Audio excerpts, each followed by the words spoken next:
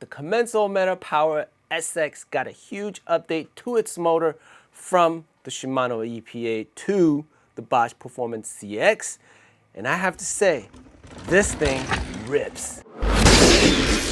Welcome to Frankie's eMTB channel. For this mini ride review, we are headed to Menifee, California, the new location for Commencal's showroom right here in Southern California, where you can demo some of the latest bikes coming out from Commencal. I'm actually quite excited for this showroom opening up here in Southern California because that means I'll be able to test ride all the kick-ass stuff that will be coming out. Trust me, after talking to Joe here at Commencal, there is going to be something very spicy coming very soon. So this version of the Meta Power SX has not had a huge change to its geo since 2021, and the linkage has been in the works since 2016. And I can totally understand why Commencal hasn't had any major updates, because this bike design works extremely well and it's a very forgiving bike to ride. But we'll touch up on that a little bit later in this video. So let's quickly go over some of the geo numbers. I am 5'8" and I test rode a medium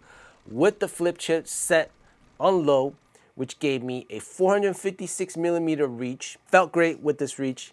Not too short, not too long, with a 63.6 degree head tube angle and a 445 chainstay length, 77.6 degree seat tube angle with a 639mm stack. And I was feeling pretty comfortable in the saddle. And with that 63.6 degree head tube angle, I thought I might have been harder to maneuver on some of the switchback climbs at our local trails, but it was actually quite easy.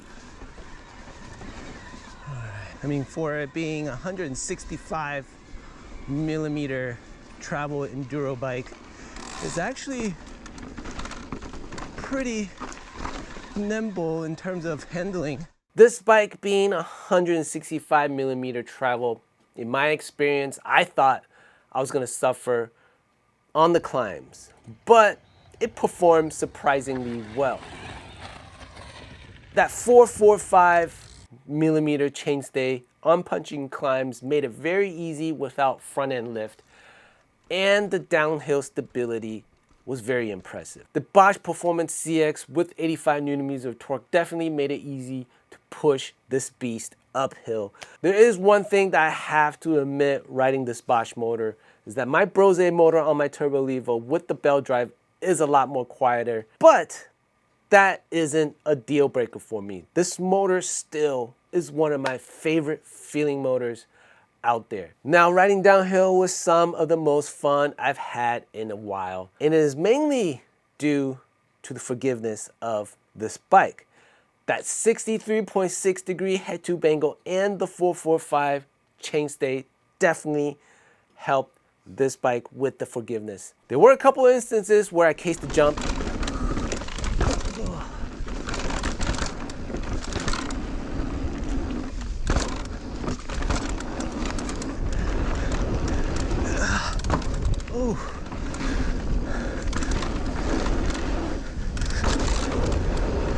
And a few places where I took a wrong line on the rock garden. Eats everything up. Woo. The Meta Power SX pretty much made it very easy to ride out my mistakes, hence the forgiveness. I think that is key to many beginner to intermediate riders, because I myself do make a lot of mistakes out there on the trails. And to be able to ride it out, it definitely builds confidence. And a lot of riders are looking for that confidence, that edge when you're riding. It really does help a ton. But there is a catch. It is big and heavy to maneuver. Gotta say though, this bike is a little heavier to throw around. If you're used to that 150mm bike, this definitely is harder to throw around, but like once you get some speed on this bike, maneuverability is actually not that bad. But then you gotta go fast. This bike loves to ride in straight lines, and it'll take any chunk that comes its way. And you can pick up speed fairly quick.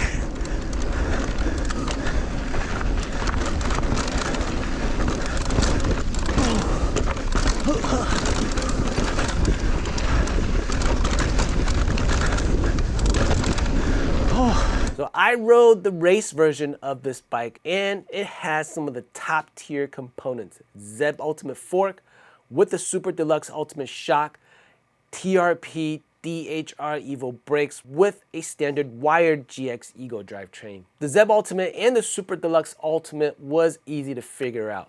A few clicks makes a difference in both the rebound and compression. Very easy to dial in your ride on your first few runs versus the Fox, where you would have to consistently test a section of the trail to figure out your high-low rebound first, and then figure out a high-low compression second. And that is a lot to figure out in just a few runs. The TRP DHR Evos were exceptional. As always, I've said this before, TRP is like a marriage between SRAM and Shimano, where you have great modulation in the beginning, and then you have really good bite when you squeeze on that lever. At 6,900 USD, this bike has a very high score in that out-of-the-box shred ability. Both the fork and the shocks are top tier.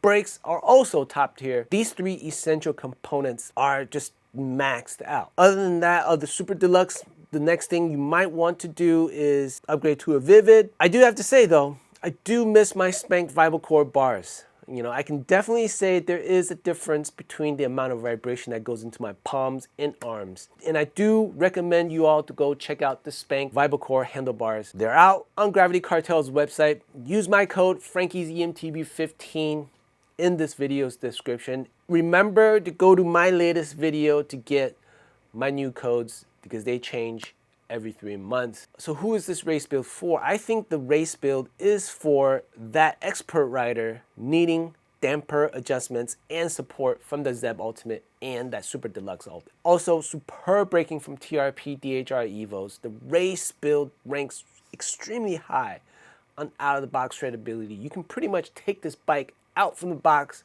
down to any NAR without any modifications. I also think this build is for those intermediate riders looking to push their riding limits into the expert zone.